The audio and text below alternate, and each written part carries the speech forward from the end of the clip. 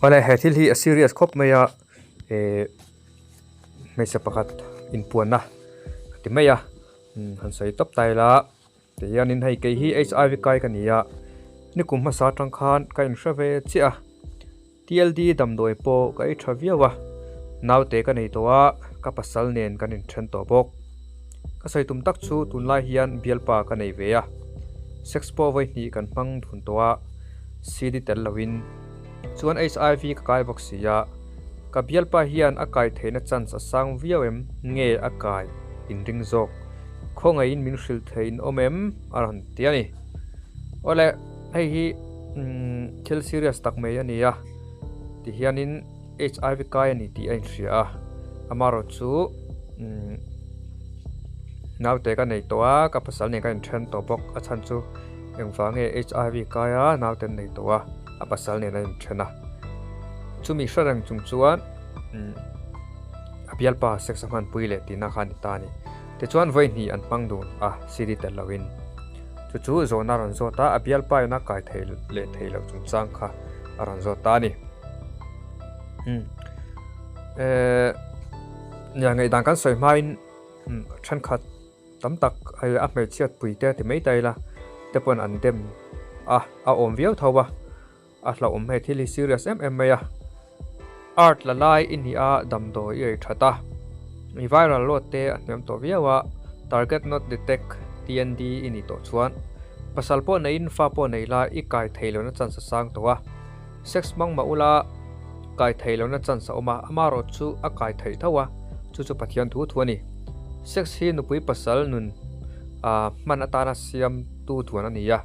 I hun kal to chu siam tha theilo ania tun nuwa chuan nu pa ni pa chuan sex mang lo ngamari ula inin sum zongang lo chuan condom mang ram ru o ma se condom hian fa I pai turte HIV laka aveng him thei che ani mai thei pathian laka inti sual ero aveng talawania ibial pa chu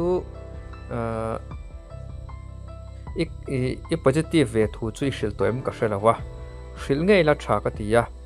ingam ngang lawani pa in HIV test turin khongain ICTC ya test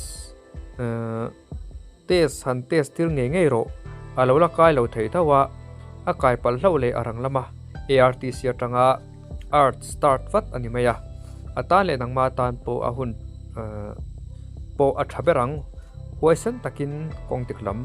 pachon ro aron tia po ni sela I kashia chuatak chu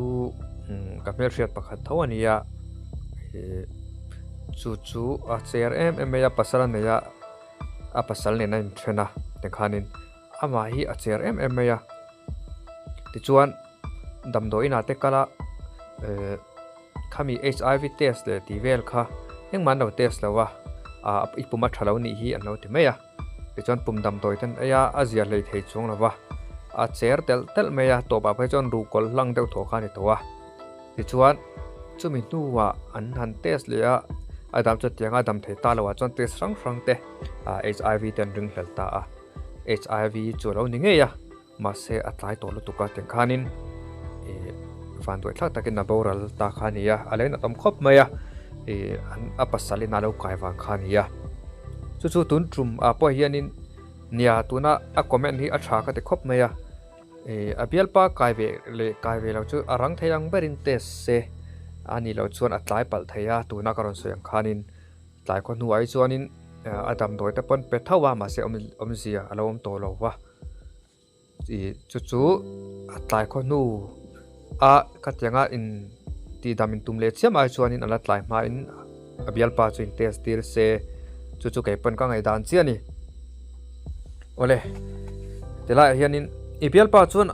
ka ngai dona damdoi kum ni ei ma chu le TND yu ini ma chu condom telawin mangsu I kai tanga kum khatna chung kha chuan siri telawin mangsu in ria chu khan I taksa a virus atam to le tinania kum ni nuwa siri telawin ipang ve donia ma se CD mang thoro training atang le research atanga ka puani aron tia han chiar zel taila mani mai van sial mmv ka haw don che HIV ka ini ti in hra chung si in engtin nge condom tel mi lawin sex man puingam ichana hanin da chinte i ngai zong kha lo positive ta se eng ma sei lovin lo mut pui cha sela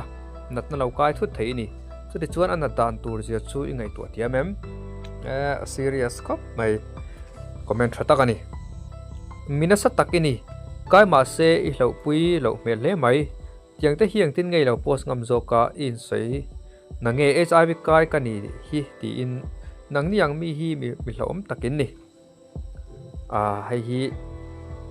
aro se na enga tang hianin heng hatiang atang hianin hiv kai hi kan pun phana ani renga ami pa po ni sela mai chia po ni sela in sei lawa tianga an lo man thina wa hianin in famia lawa kai te po hi an tam pha em renga ni apoi em ani pasalan nei pasal nei miala art aidun ula athamai ani lo chuan in break anga metangi mutpui le anga athalo jok mai thei ka sem zia chu i hur ka tina ani lawania in sum thei lo hun na lo om pal thina mi pala hian he tiang lam hi an tum tlang pui sia ini na po seila dan itum na angai thau mai thei ti in tin mi pale mai chia afa la om dun hi chuan mai chia po hian chak du na lo om ve mai thin sia apai mo ber chu nu pakar ani lo chuan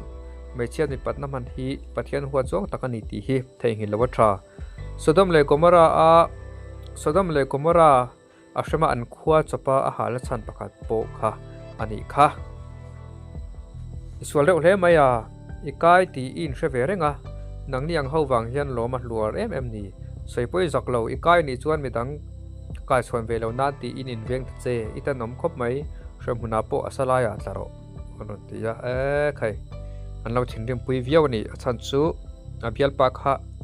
akai ve nge khari nama voinin mang towa amaro chu ti rualin seile ze la ka fia ta na chuanin mi pa hianin an kai theina chance hi mai chia hianin tlem hian an kai lo theina chance hi sang zdau zoka amaro chu serpil te ka tiang ang te lo omani kha chuanin 100% akai ve nge chong karinga akai che hi tilayan sei tong khan dam doi te kumni chung te lo ei to ani kha chon thu ran mi ta amaro chu chunga po chuan kai na chance kha lom thei tho ti kha ni ya apoi hle mai abial pa tan chuan apalam huna thim le ani chu wang chuanin etiang ang hi kan lo kai kan kai ni ti kan hria chuanin 6 man lo ram atha ani mani inven mani kan kai to ani chuanin midang te kai hi tam tak chuan an chak thina mani chawa kai kha hroman te thina ma se hei hi ni lawa hetianga chuanin si jati hi ka fak khop maya ama ang hianin hiv van doi na awanga lo kai pal zong te po in puchuakin pathian lam pang hoitung ram mela hiv kai kherlo tan pon kan ni vekani pathian tui le pathian na hi kan mamo vekani ang po ni sala kan du to kanga in ngai dan te comment lama te inong tu chia ve ngai do nia